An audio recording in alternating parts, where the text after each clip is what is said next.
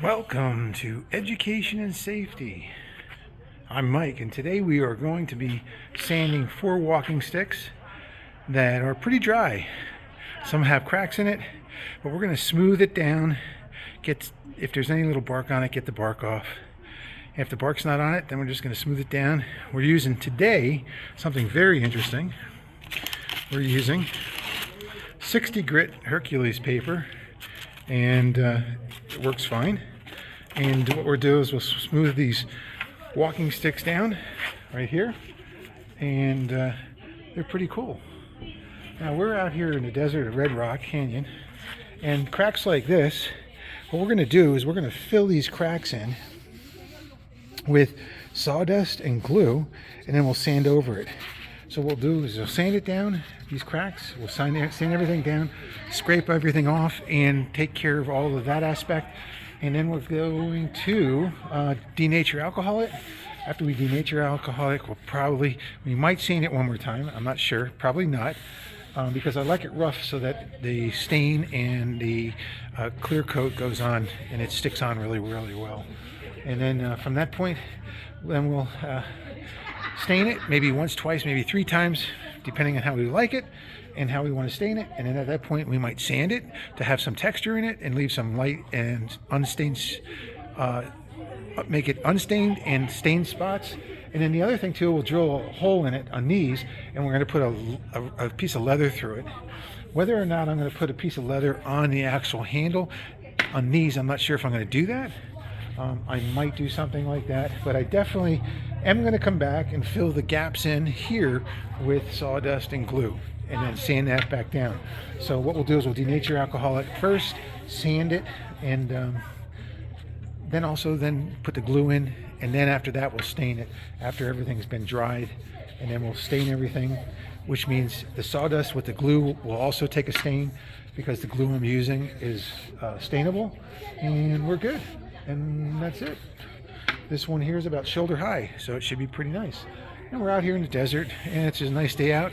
Got about an hour maybe of light left, and I'm just going to sand these babies down and make them look the best they can and go from there. And if I see something that's going to fall off when I make it, it is what it is. Now, in the bottom aspect of it, okay, not like my other ones that I've done videos on, this one's a narrow tip. Now, if I can find a narrow tip, I'll do it. If I have to cut it here, I'll cut it there. And if I have to cut it down here, I'll cut it down here. But that'll be done once I determine I can get the rubber tip ends. And I usually either get them at Lowe's or like Home Depot or a hardware store. And that's it. Really soft rubber is best.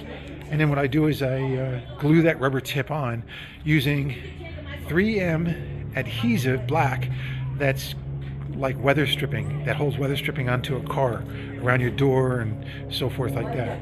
It's really, really sturdy. So that's what I do. And we'll go from there. But I don't want to cut too much. Okay, that'll be it. Let's keep going.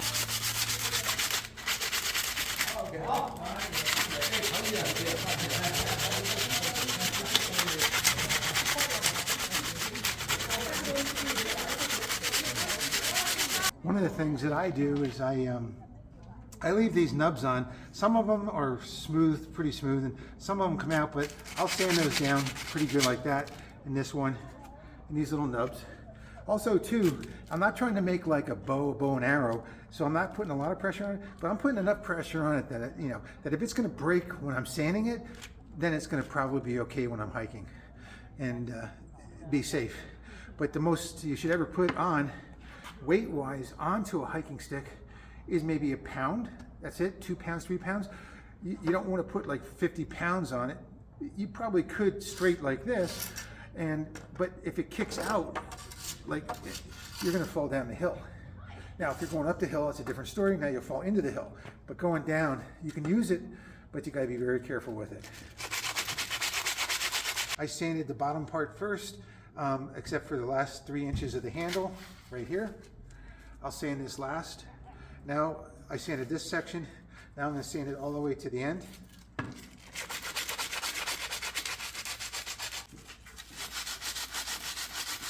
don't know if you noticed, but I'm using rubber gloves.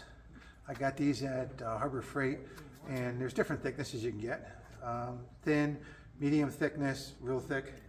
And it's nice because then if you accidentally rub against the wood, you won't get splinters and keep your hands good.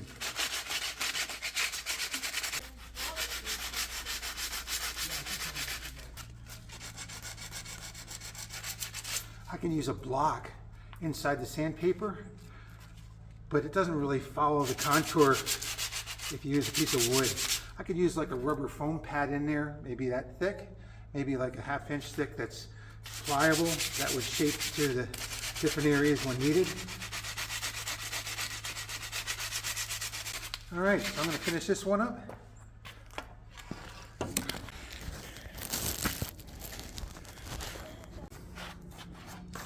Okay, so what I'll do is I'll use either the blade or the back side of the knife to scrape off the bark as much as I can.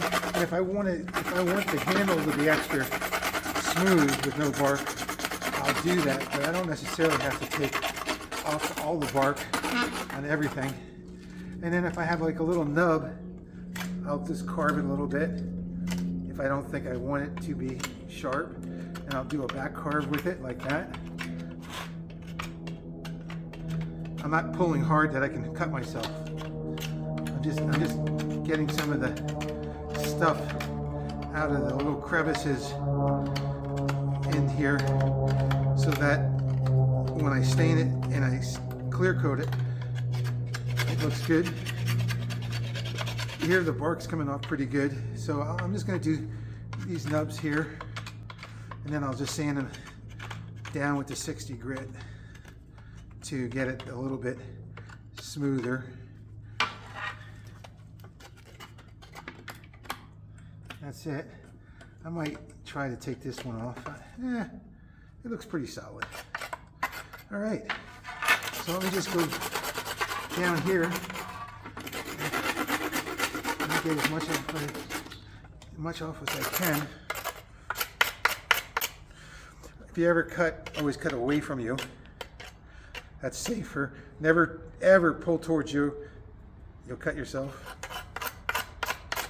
Even with gloves on, you'll cut right through it. I don't know if anybody's ever done this, where you actually poke your leg. It doesn't cut your pants, but it puts a hole in your skin and cuts you, or through your sock or through your shoe. And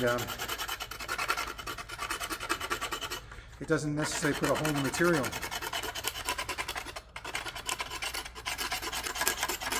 Especially when it's cold, you don't even feel it.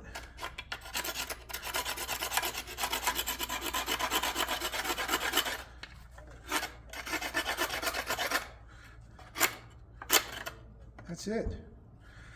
So, get a little bit more here. Get this part here. When you do it and use the blade, it definitely dulls the blade.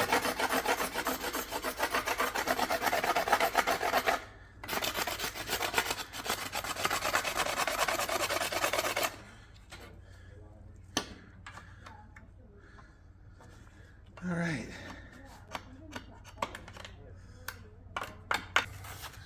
All right, so we're doing a little sanding. The top part here, I'm just going to leave alone. I'm just going to leave it rough like that, just round it off a little bit, just so there's not a lot of sharp edges. Just like that. No sharp edges. No splinters. Looks like I have one right here. Got a little splinter right here. So I'll just carve that out.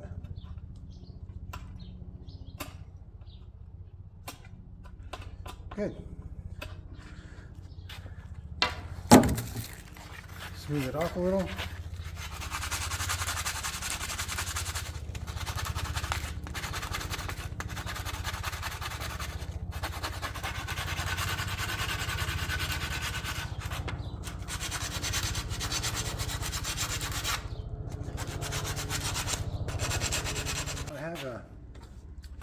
Unusual walking stick. This here could break off one day, maybe. The point seems okay. I'll round this off a little, round that off just a tad. Take the edge off this, no sharp edges. Already scraped it down. And it has a little bit of curve here. Probably the safest would be to cut it right there. Okay, cut it right here, and then it would be about a little bit lower, probably down like that. But I think it's going to be okay. And this was in a fork in a tree, so what's interesting, it's like a fork, and you never know. I mean, I'm not sure if I'm going to keep that on there, and if I'm going to leave that just like this, or if I'm going to cut it off right about here, and then make it rubber tip on the bottom. But I'm going to sand it up now.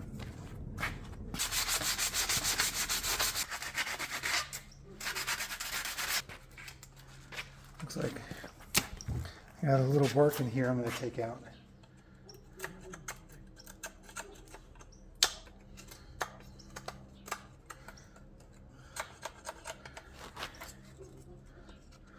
That's good. That should do it. A little bit, not much. There you go. Looks good. That looks good. Done. Sand it a little bit. Get these edges off a little. All right. Now do the bottom. And we're all set. This is the heavy one. This is probably maybe 2 pounds, 3 pounds, maybe more, 4. And I'm just going to take some of these nubs off, if I can. You know, I think most of them are off.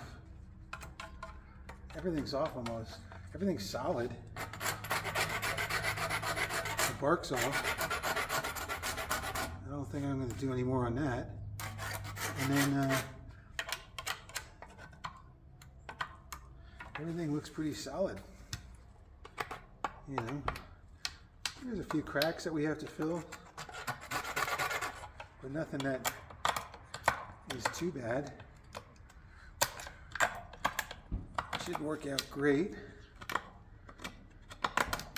Just getting a little bit of the chisel, just a little bit of the bark off that's just crunching off. Most of it seems okay. Yep, everything seems pretty good. That's it. Now I'm going to sand this, and once I sand this, I'll denature, alcohol, everything, and then what I'll do is I'll let that dry. Maybe later tonight, I'll go back to it and stain all of these. I might do that. I might stain them first, and then after I stain them, then I'll go and fill in the cracks. I'm not sure what I'm going to do.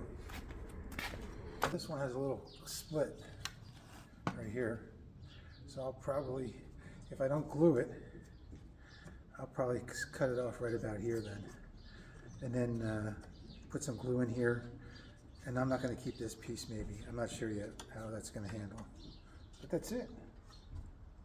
And then if I did cut it right here, then I'll be able to, right where the crack starts, in the splinter piece, but it's pretty big, so it probably would heal up pretty good.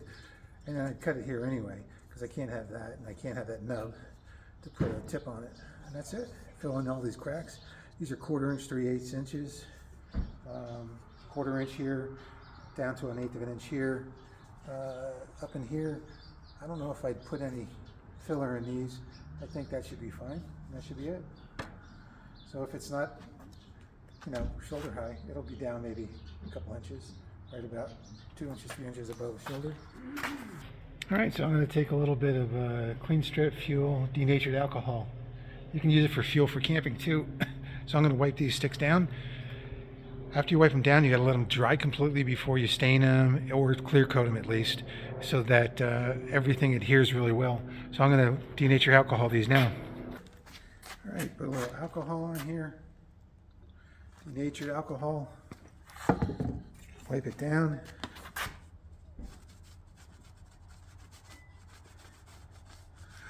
Get all the little cracks, all the little nooks. Making one of these, or a bunch of them, sanding it by hand, definitely gives you arm strength because you're moving your muscles. It's almost like you're vibrating and so forth. and you're putting shocks to your muscles, which is good. It's good exercise, especially when you're sanding. Doing this, it's not much.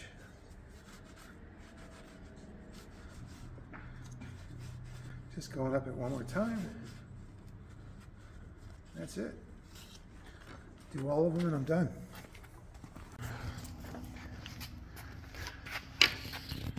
All right, I'm all finished up. I did them all, and next step is to stain them. So we'll probably bring these out and about in the next day or two, stain them outside in this beautiful sun, and hopefully it stays nice outside with the weather. And if it stays nice, they'll dry super fast out here in the desert, much quicker than in a house or a room or a garage or anything, unless you have blowers, you know, that blow wind around and heat, or dryers and things like that, like a hair dryer. But I'll bring them out to the desert, and it's easier to do, and it'll be done. And then once they're dry, then I'll either stain them again or sand them if I want to, or at that point I'm done with them. I'll let them dry for a day, and then I'll come back and I'll stain them. That's what I do. All right. So this is continued.